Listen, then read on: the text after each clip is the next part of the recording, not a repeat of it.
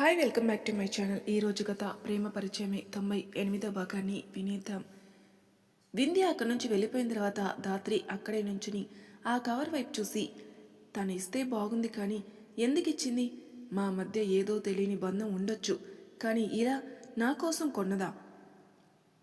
తనే కొందా లేక వాళ్ళ అన్నయ్య ఏమైనానా అనుకుని, చచ, వింధ్యాకి వాళ్ళ అన్నయ్య అలా చెప్తే నా విషయంలో ఊరుకుంటుందా అనుకుని మళ్ళీ తిరిగి యథావిధిగా తన పని తాను చేసుకుంటుంది.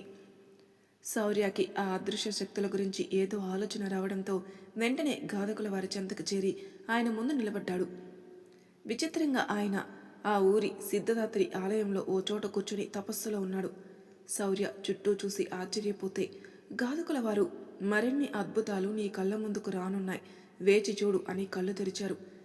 శౌర్య ఆలోచనలో పడిన వినమ్రంగా సరే సరే గురువర్య అని అన్నాడు. ఏదో అడగాలని వచ్చావు కదా, అడుగు.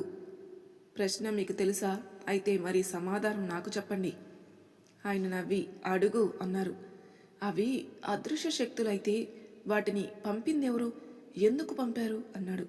దానికి సమాధానం కాలం చెప్పాలి. నేనెంతటి వాడిని కానీ ఒక్కటి, ఆ మాయశక్తులు రేపటి ప్రమాదానికి తొలి అడుగులు. మనోధైర్యంగా ఉండు శౌర్య, మనసుని మాత్రమే నమ్ము. మరొకటి, నీ శక్తిని మించిన శక్తిని నీ ముందుకు వచ్చి పోరాడినా ఆత్మవిశ్వాసాన్ని మాత్రం మెడవకు. ఏ విషయంలో అయినా అవసరం అయినప్పుడే నీ మనసుని తెరిచి చూడు, సమాధానం నీ ముందుంటుంది. ఎవరో అవసరం లేదు నీకు అన్నారు. శౌర్య తలూపాడు. ఈ సంధ్యవేళ శోభాయమానంగా వెలిగిపోనుంది. నువ్వు ఎదురు చూస్తున్న సమయం రానుంది అని మళ్ళీ కనులు మూశారు. వెంటనే ఆయన్నే చూస్తూ ఆయన మాటలు అంచనా వేస్తున్న శౌర్య ఆయన అలా కనులు మూసేయడంతో ఇక ఆయన నోరు విప్పరని అర్థమై అక్కడి నుంచి గుడి బయటికొచ్చేసి నడుచుకుంటూ ఇంటికెళ్ళిపోయాడు. ఆ తర్వాత ఎవరికి వారన్నట్టు ఉండిపోయారు. అలాగే సాయంత్రం గుడికి వెళ్ళాలని జ్ఞప్తిలో ఉంచుకున్నారు. సమయం సునాయాసంగా గడుస్తుంది కదా ఎవరికైనా. సాయం వేళలో గుడి నిండా దీపాలు, గుడి నుంచి ధూపపు వాసన. గుడి గోపురం పైన ఆకాశ దీపం కూడా పెట్టించారు. గుడి నిండా కిటకిటలాడుతున్న జనాలు, అఘోరాలు, సాధువులు, ఎప్పుడో కాలగర్భంలో కలిసిపోయారనుకున్న మునులు, ఋషి పుంగవులు. వాళ్ళ రాక వల్లనేమో గుడిలో ఏదో వింత కాంతి.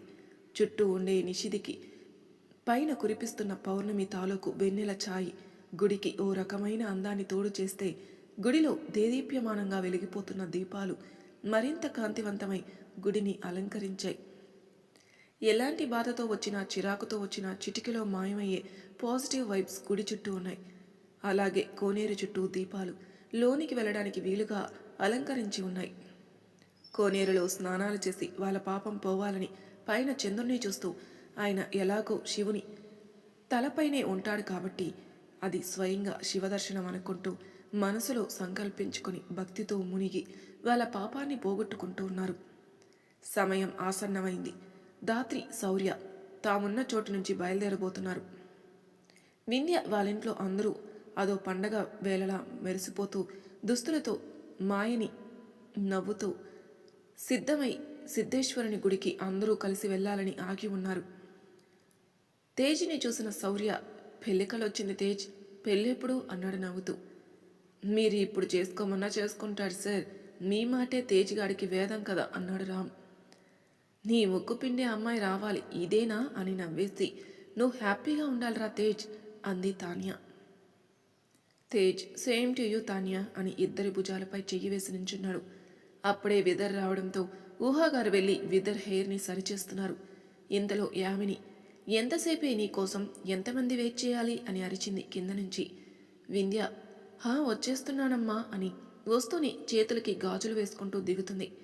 విదర్ అటు చూస్తూ అడ్డుగా ఉన్న ఊహాగారి చేయిని పక్కకు తీశాడు. ఊహాగారు అటు చూసి, తనివి తీరట్లేదు కదా అంది. విదర్ తలూపాడు. ఊహాగారు, మాటలు కూడా రావట్లేదా అన్నారు మరి కాస్త చిన్నగా. విదర్ కళ్ళార్పాడు. అంతా చూస్తున్న శౌర్య గొంతు సవరించాడు. దెబ్బకి విదర్ తేరుకుని శౌర్య వైపు చూస్తే శౌర్య తేజ్తో మాట్లాడుతున్నట్టు మొహం పక్కకి తిప్పిస్తాడు.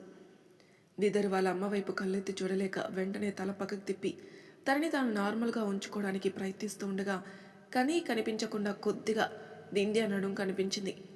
మెట్లు దిగి వీళ్ళ దగ్గరికి వస్తూ తలలో పెట్టిన పూలని సర్దుకుంటూ వస్తుంది వింధ్య. ఏదో తెలియని ఫీల్ విదర్ దేహాన్ని కదిలించింది. అంటారు కదా, ప్రియురాలి చిన్న స్పర్శ మన మనసుకి చాలు, చాలా ఖరీదైన బహుమతిని. ఇక్కడ వింధ్య దర్శనమే తనకో పరవశం. అంటే ఆమె నడువంపుల్లో ఏదో ఉంది వెతకమని చెప్పడంతో తెలియని పులకరింతకి లోనై వింధ్య వైపు నుంచి అటు తిరిగిపోయాడు. ఇంతలో ఎంతసేపు రెడీ అవుతావు అని యామిని అనడంతో, వింధ్య, ఈ ప్రపంచంలోనే నాకు ఇష్టమైన పని నన్ను నేను అలంకరించుకోవటం. అది నా మనసు తృప్తిగా అవ్వాలి, కానీ అమ్మ పిలుస్తుంది, అవ్వ అరుస్తుంది అనుకుంటూ కాదు.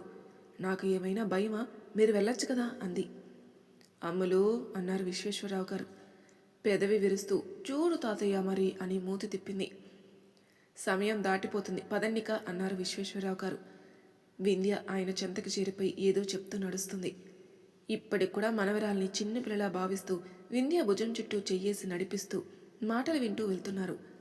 కొద్ది దూరం వెళ్ళాక రామ్ మాట్లాడుకుంటూ ముందు వెళ్తున్న వాళ్ళందరినీ చూసి, వాళ్ళు ఇప్పటి వరకు జీవితంలో ఏం కోల్పోయారనేది అర్థం అవడంతో అలా చూస్తూ ఆగిపోయాడు. తేజ్ వెనక్కి తిరిగి ఏమైందిరా అన్నాడు. తాన్యా కూడా ఆగిపోయి రామ్ వైపు చూసింది. రామ్ తన చేతిని వెనక్కి తిప్పి కళ్ళల్లో నీళ్ళని తుడుచుకుని తల అడ్డంగా ఊపాడు. తన కన్నీళ్లను చూసి తేజ్, తాన్యా, రామ్ దగ్గరికి వెళ్లారు. దానితో వాళ్ళు ముగ్గురు అక్కడే ఆగిపోయారు. తాన్యా ఏమైంది రామ్ అని చేయి పట్టుకుంది. తేజ్ దగ్గరకొచ్చి భుజంపై చెయ్యి వేశాడు. ఏం లేదు, పదండి అన్నాడు రామ్. చెప్పరా అన్నారిద్దరూ. మీరు బాధపడతారు నేను మాట్లాడడం మొదలు పెడితే. పదండి, వాళ్ళు వెళ్తున్నారు అన్నాడు రామ్. అయితే చెప్పాల్సిందే అన్నారు ఇద్దరు. రామ్ వాళ్ళిద్దరి వైపు ఒకసారి చూసి ఓ 2 నిమిషాల తర్వాత అమ్మ, నాన్న, అమ్మమ్మ, నాయనమ్మ, తాతయ్య, అత్తయ్య, మావయ్య, బాబాయ్, పెదనాన్న, పెద్దమ్మ, చిన్నమ్మ, అన్నయ్య, చెల్లి, అక్క, తమ్ముడు, ఇలా ఇన్ని రిలేషన్స్ ఉంటే మనం ఏం పాపం చేశామనిరా మనకు ఒక్కదాన్ని కూడా ఇవ్వలేదా భగవంతుడు అన్నాడు.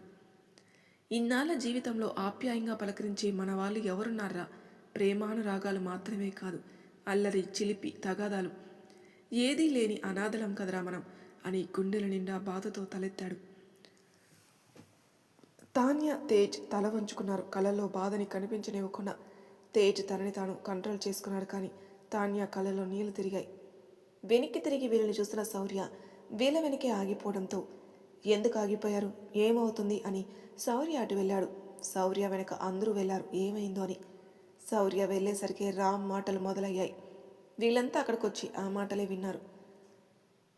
ఏంటి అనాథలా మీరు? మిమ్మల్ని ఆప్యాయంగా పలకరించిన వారు లేరా అని మనమే అనవసరంగా వెళ్ళి మన వాళ్ళు అనుకుని అపోహపడ్డామేమో మాధవి అన్నారు పార్థుగారు. పార్థుగారు మాటలకి ముగ్గురు తలెత్తి చూశారు. ఇన్నాళ్ళు వాళ్ళ మధ్య చలాకీగా చక్కగా తిరుగుతున్న వాళ్ళకి కుటుంబం లేదని తెలియగానే అక్కడున్న ప్రతి ఒక్కరి హృదయం బరువెక్కింది. తేజ్ ఏదో మాట్లాడబోతే విశ్వేశ్వరరావు గారు, వింధ్యకి పెళ్లి చూపులు జరిగినప్పుడు వచ్చిన వాళ్ళు మీరెవరూ అడిగితే నా కొడుకు వాడి పిల్లలనే చెప్పాడు, మరి మీకు వాళ్ళ ప్రేమని పంచలేదా అన్నారు. మాధవి గారి మంచితనం, అమ్మ గుణం గుర్తుకు రాగానే రామ్, సారీ అంకుల్, అలా కాదు అన్నాడు. నాన్న, ఎప్పుడు ఒక్కరే అంతా మన అనుకోకూడదు, ఎదుటి వాళ్ళు కూడా అనుకోవాలి. వాళ్ళు మనల్ని అనుకోవట్లేదేమోలే అన్నాడు శౌర్య. తేజ్ కూడా మీరు కూడా ఏంటి సార్ అన్నాడు. మరి మీకు ఎన్నిసార్లు చెప్పుంటాను మీకు నేను ఉన్నానని? అయినా మీ ట్రస్ట్ చైర్మన్ ఇక్కడే ఉన్నా మీకు ఎవరూ లేరనుకుంటారేంటి? అడగండి ఆంటీ అన్నాడు.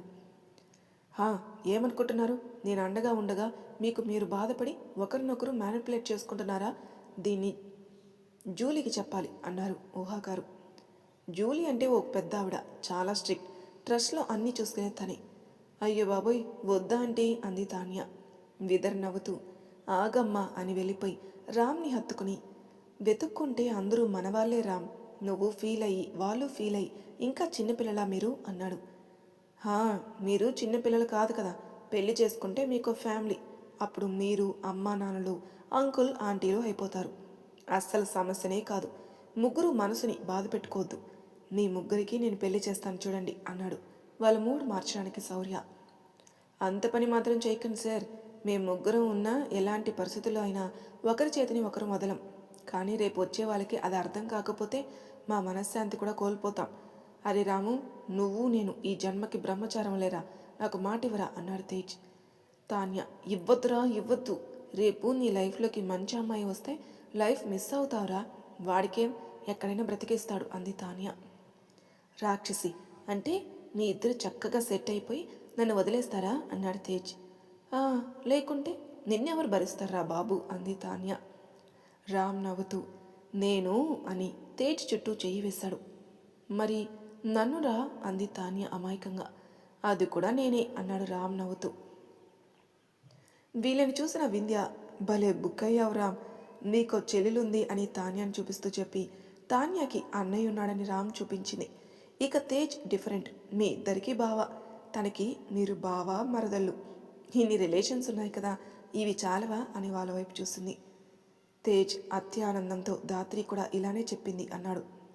ఆ మాటకి దాత్రి అన్నారు అక్కడున్న వాళ్ళు ఎవరో తెలియక. శౌర్య చిన్న నవ్వుతూ ఉంటే మాధవి గారు పార్థు గారు ఒకరి మొహాలు ఒకరు చూసుకున్నారు. వింధ్య మాత్రం దాత్రి వీళ్ళకి తెలుసా, అంటే అన్నయ్య దాత్రి మధ్య పెద్ద కథనే ఉన్నట్టుంది అనుకుంది. దాత్రి అని విశ్వేశ్వరరావు గారు అడగబోతుంటే నందావిహార్ సమయం అవుతుంది, పదండి పదండి అన్నాడు. మాధవి గారు పార్థు గారు ఒకరినొకరు చూసుకుంటూనే కదిలారు. మాధవి గారు మనసు ఒప్పుకోవట్లేదు. దాత్రి లేకుండా ఇంత సంబరానికి పార్థు గారికి ఏం చేయాలో పాల్పోవడం లేదు. వింధ్య శౌర్యాన్ని చూస్తూ కదిలింది. శౌర్య, తేజ్, రామ్, తాన్య విదర్తో కలిసి మాట్లాడుతూ వెళ్తున్నాడు. వింధ్య ఆలోచిస్తూ వెళ్తుంది. కాసేపటికి తన హ్యాండ్ బ్యాగ్ వైపు చూసుకుని నవ్వుకుంది. అందరూ గుడి దగ్గరికి వెళ్ళి మెట్లు ఎక్కబోతూ నమస్కరించి ఆ తర్వాత లోనికెళ్లారు. గుడి నిండా తగ్గని జనాలు గుడి చుట్టూ ప్రదక్షిణ చేస్తున్నారు. అయితే వచ్చిన మహా సాధువుల దగ్గర కానీ ఋషుల దగ్గర కానీ ఆశీర్వాదం తప్ప ఏం యాచించకుండా ఎవరి పనిలో వాళ్ళు ఉంటారే తప్ప తమ భవిష్యత్తు ఏంటి అని భవిష్యవాణి అడగరు. శౌర్య గుడిలో కాలు పెట్టగానే గుడిలో ఓ పక్కన పద్మాసనంలో తపస్సులో చేస్తున్న ఋషులు ఎవరికి వారు కళ్ళు తెరిచారు. శౌర్య కోసమే ఎదురు చూస్తూ ఉన్నారు. దాత్రి అక్కడికొస్తూ తన కట్టుకున్న చీరని 100 సార్లు చూసుకుంది. అది తెల్లని రంగుకి ఎర్రంచి ఉన్న పట్టుచీర. ఎలా కాదు అనుకున్న 10,000 పై మాట. అంత ఖర్చు పెట్టి తనకి చీర ఎందుకు ఇచ్చిందో, అంతలా ఖర్చు పెట్టాల్సిన పని ఏముందో అర్థం కాక వింధ్య గురించి ఆలోచిస్తూ వచ్చింది గుడికి. ఆ గుడి దగ్గరికి రాగానే దాత్రి తలెత్తి చాలా నిశ్చింతంగా చూసింది. తన మనసులో ఏదో భావం, తనువుకి చిన్న పులకరింత. ఓ చిరునవ్వుతో గుడి మెట్టికి నమస్కరించి లోనికెళ్ళింది. ఇక ఆ క్షణం మొదలు వచ్చిన సాధువులందరూ కాలాన్ని లెక్కబెట్టుకుంటూ ఉన్నారు. గాధకుల వారు మనసులో ఈ గాథ ఎక్కడ మొదలైందో తిరిగి అక్కడనే మళ్ళీ పునరుద్ధరించబడేలా ఉంది అనుకున్నారు. గుడిలో ముందుగా దర్శనం చేసుకుందామని వెళ్లారు శౌర్య ఫ్యామిలీ. దర్శనం చేసుకుని తిరిగి ఓ చోటికి వచ్చి గుడిని చూస్తూ మాట్లాడుకుంటున్నారు. హోమం మొదలవ్వకపోవడంతో ఆ తర్వాత విదర్ అండ్ కో అలాగే తేజ్, తాన్య, రామ్ గుడిలో ఉన్న వాటిని చూసి ఏవైనా అడిగితే వాటి గురించి వివరంగా చెప్తున్నారు శ్యామల గారు. నేను ఇప్పుడే వస్తాను అని లేచింది వింధ్య. ఎక్కడికి రా, తోడుగా రానా అన్నాడు శౌర్య. ఆహా, నేను వెళ్ళి నీ తోడిని తెస్తాను అంది వింధ్య. శౌర్య వింతగా చూస్తుంటే ఊరికే ఫ్లో కోసం అలా అన్నానులే అన్నయ్య అని అక్కడి నుంచి నవ్వుతూ వెళ్ళిపోయింది. ఆ తర్వాత కొంతమంది గుడిని చూడ్డానికి వెళ్ళిపోయారు. శౌర్య మాత్రం మాధవి గారు కాలుపై తల ఆనించి మౌనంగా ఆలోచిస్తున్నాడు. మాధవి గారు శౌర్య దాత్రి గురించి ఆలోచిస్తున్నాడేమో అనుకుని పార్థు గారి వైపు చూశారు. కళ్ళతోనే ఏదో చెప్పారు. దాత్రి వింధ్య చెప్పిన చోట నించుని ఎదురు చూస్తూ ఉంది. తనకి ఏవో మాటలు వినిపించసాగాయి. చెవులు రెక్కించి వినింది. దాత్రి, వ్రదా, గతం వర్తమానానికి అనువాదం కానుంది ప్రదా, కన్నుల నిండగా సాగిపోనుంది. సాక్షాత్ ఆ త్రికాలుని దర్శనానికి నోచుకున్నారు ఇక్కడికి జనాలు. ఇది వాళ్ళ అదృష్టమనే చెప్పాలి అంది. అవును, మరి మనకి అంది దొరుకుతుందా అన్న ఆశతో ప్రద. చూడు, అందరికీ కలిగిన భాగ్యం మనకు కలగదా అంది వ్రత. దాత్రికి ఏం అర్థం కాలేదు. ఆ మాటలు ఎక్కడి నుంచి వస్తున్నాయా అని చుట్టూ చూస్తోంది వింతగా. వింధ్య కాసేపటికి అక్కడికొచ్చి దూరం నుంచే దాత్రిని చూసి అలా నిలబడిపోయింది. చందమామ ఆకాశం వదిలి ఇలక వచ్చినట్టు అనిపించింది దాత్రిని చూసిన వింధ్యాకే. ఓ 5 సెకండ్ల తర్వాత నవ్వుతూ దాత్రి అని దగ్గరికి వెళ్ళి హత్తుకుంది. దాత్రి అని వింధ్యాని చూసి తను అలాంటి చీరనే కట్టుకుంది, కానీ గులాబీ రంగుకి నీల ఆకాశాన్ని అంచుగా అద్దిన రంగులో ముద్దుగా ఉంది. సరే చెప్పు, ఏంటి విషయం, నీ పెళ్ళా ఇప్పుడిక్కడ అంది తింగరగా దాత్రి. వింధ్య ఒక్కసారిగా షాక్ అయి అంతలోనే నవ్వేసి అదేంటి అలా అన్నావు దాత్రి, అంటే నువ్వు ఇలా రెడీ అయ్యావు, నన్ను రెడీ అయ్యేలా చేసావు కదా అంది దాత్రి. వింధ్య తల అడ్డంగా తిప్పి నవ్వుతూ, కొన్నిటిని మాట్లాడాలన్నా కొన్ని శుభగడియలు కావాలి అని నమ్ముతాను. సరే కానీ కొన్నిటికి సమాధానాలు చెప్తావా అంది ఓ పక్కన కూర్చుంటూ. దాత్రి తప్పకుండా అని వింధ్య పక్కన కూర్చుంది. ఎంతమంది జనాలతో ఉన్న విశాలమైన గుడి కాబట్టి అంత ఇబ్బంది ఉండదు. వింధ్య ప్రాణంగా ప్రేమించే వ్యక్తి, ప్రాణం సైతం లెక్క చేయని వ్యక్తి, తన ప్రతి ఊహ కళ అన్నీ నీతోనే అనుకునే వ్యక్తి, నీ సంతోషమే తన సంతోషం అనుకునే వ్యక్తి, నీ కంట కన్నీరు వస్తే దేనికైనా ఎదురు తిరిగే వ్యక్తి, నీ శ్వాసనే తన ఊపిరి అనుకునే వ్యక్తి నీ లైఫ్లోకి రావాలి అనుకుంటుంటే ఏం చేస్తావు? నా లైఫ్లోకి రావాలనుకుంటున్నారా అని అయోమయంగా అంది దాత్రి. మా అన్నయ్యకి నీ ప్రతి కదలిక తెలిసిపోతుంది. అంతలా ప్రేమిస్తున్నాడు దాత్రి నిన్ను అని స్వచ్ఛమైన మోముతో చెప్పింది వింధ్య. దాత్రి కూర్చున్న చోట నుంచి లేచింది. మా అన్నయ్య విషయం నేను చెప్తున్నాననుకోవద్దు. తను నీ మనసు మాటకై జీవితాంతం ఎదురు చూడమన్నా చూస్తాడు. అందుకే ఇలా అంది వింధ్య వాళ్ళిద్దరినీ కలపాలి అన్న ఉద్దేశంతో. దాత్రి అక్కడి నుంచి వెళ్ళబోతూ ఉంటే వింధ్య పైకి లేచి నించుంది. మనసులో ఒప్పుకుంటుంది అనుకున్నా కదా, ఒప్పుకోదా? ఎలా ఒప్పించాలి అనుకుని తన దగ్గర దాచి ఉంచిన ఓ పేపర్ని హ్యాండ్ బ్యాగ్ నుంచి తీసి, ఇది తెరిచి చూడు, మీ ఇద్దరు చిత్రంలోనే ఎంత బాగున్నారో అంది. ఓసారి దాత్రి దగ్గరికి వెళ్ళినప్పుడు తను నిద్రపోతుండగా వింధ్య తన ఫేస్ని గీసుకుంది. దాత్రి అక్కడి నుంచి వెళ్ళిపోయి ఓ మట్టి గిన్నెలో పెట్టి ఉన్న కుంకుమని తీసుకుంటూ వింధ్య వైపు చూసింది. తన మాటలకి బాగుండాల్సింది చిత్రాల్లో కాదు వింధ్య, జీవితంలో. నీకు మీ అన్నయ్యపై ఉన్న ప్రేమ ఇలా మాట్లాడించొచ్చు, కానీ నువ్వు ఇందాక చెప్పిన గుణాలన్నీ ఉన్న వ్యక్తి నా జీవిత భాగస్వామిగా వచ్చాడు అని కుంకుమని పాపెటిన అద్దుకుని తన మెడలో ఉన్న మాంగల్యాన్ని తీసి కుంకుమ అద్దింది. ఆ క్షణం ఎక్కడి నుంచి వచ్చి పడ్డాయో కొన్ని రేకులు, పూల రేకులు దాత్రి తలపై పడ్డాయి. వింధ్య ఆశ్చర్యపై చేతిలో ఉన్న పేపర్ని జార విడిచి చూస్తుండిపోయింది. దాత్రికి పెళ్ళైపోయిందని తెలిసి తనకే అంత బాధగా ఉంటే తన అన్నయ్య తట్టుకోగలడా అనుకుని కళ్ళ వెంట నీళ్లు జార విడిచింది. అన్నయ్య అన్న బంధం చాలేమో ఒకరిపై ఒకరు ప్రేమని పెంచుకోవడానికి అనిపిస్తుంది వింధ్యాని చూస్తుంటే. దాత్రి వింధ్య కళ్ళలో నీళ్లు చూసి తనకి ఎందుకో బాధ అనిపించి దగ్గరికి రాబోతూ పక్కన గాలికి కదులుతూ ఉన్న పేపర్లో ఏదో కనిపించినట్టు వంకొని దాని చేతిలోకి తీసుకొని చూసింది. చూసిన తన కళ్ళ వెంట ఆనందంతో కన్నీళ్లు. బహుశా వాళ్ళిద్దరిని పక్కపక్కన ఉండగా ఫోటో క్లిక్ చేసిన అంత అందంగా అనిపించలేమో. శౌర్య రూపం కానీ తన రూపం కానీ ఏమాత్రం తేడా లేకుండా వేసింది. తనని శౌర్యాని ఆ ఫోటోలో చూసి నమ్మలేనట్టు తలెత్తి తిను తిను శౌర్య అని వింధ్యకి చూపిస్తూ అడుగుతుంది. వింధ్య కన్నీళ్లతోనే మా అన్నయ్య శౌర్య అంది. మీ అన్నయ్యనా, శౌర్యానా అని ఏం అర్థం కాక అయోమయంలో 4 అడుగులు వెనక్కి వేసి అనుకోకుండా తల పక్కకి తిప్పి పక్కన కొలంలో కనిపించిన దృశ్యానికి ఆశ్చర్యపోయి తెలియకుండానే తన అడుగులు అటు వేసింది దాత్రి. మరి తర్వాయి భాగంలో ఏం జరగబోతుందో నెక్స్ట్ ఎపిసోడ్లో తెలుసుకుందాం. అంతవరకు నా ఛానల్ని సబ్స్క్రైబ్ చేయని వాళ్ళు ప్లీజ్ సబ్స్క్రైబ్ చేసుకోండి, లైక్ చేసి షేర్ చేయండి, మీ అభిప్రాయాలు నాకు కామెంట్ రూపంలో తెలియజేయండి. Thank you for listening.